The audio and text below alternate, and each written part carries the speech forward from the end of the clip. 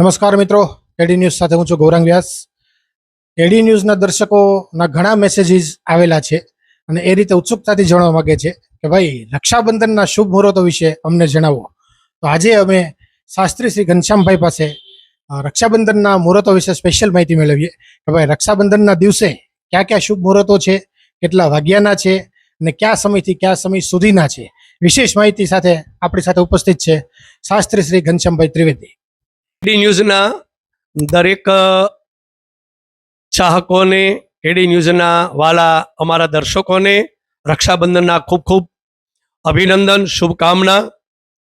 આ વિક્રમ સંવત 2082ના પિંગલ નામના સંવત્સરમાં શ્રાવણ સુદ પૂનમ અને શુક્રવારે શતતારા નક્ષત્રની અંદર સુકર્મા યોગ બાલવ કરણની અંદર રક્ષાબંધન માટેના શુભ મુહૂર્ત સવારમાં પહેલું જે મુહૂર્ત છે એ સવારે 6:28 અને 11:11 સુધીનું આ મુહૂર્ત ખૂબ શુભ છે, જેની અંદર ચળ લાભ અને અમૃત ચોઘડિયા છે, જેમાં શુક્ર, બુધ અને ચંદ્રની શુભ હોરા રહેલી છે.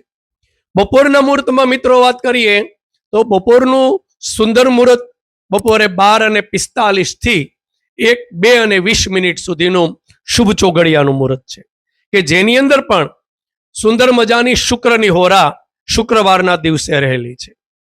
સાંજના મુહૂર્તોમાં કોઈ ભાઈ બહેનો પહોંચી શકાય ન પહોંચી શકાય તો સાંજે 5:30 માંડી અને સાંજના 7:10 સુધીનું ચલ ચોઘડિયાનું જે મુહૂર્ત છે જેમાં ગુરુની હોરા છે.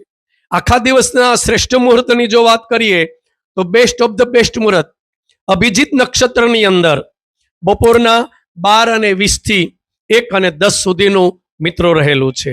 આપ સૌને રક્ષાબંધનના ફરી શુભકામનાઓ. ધન્યવાદ, આભાર કેડી ન્યૂઝ અને દર્શકો.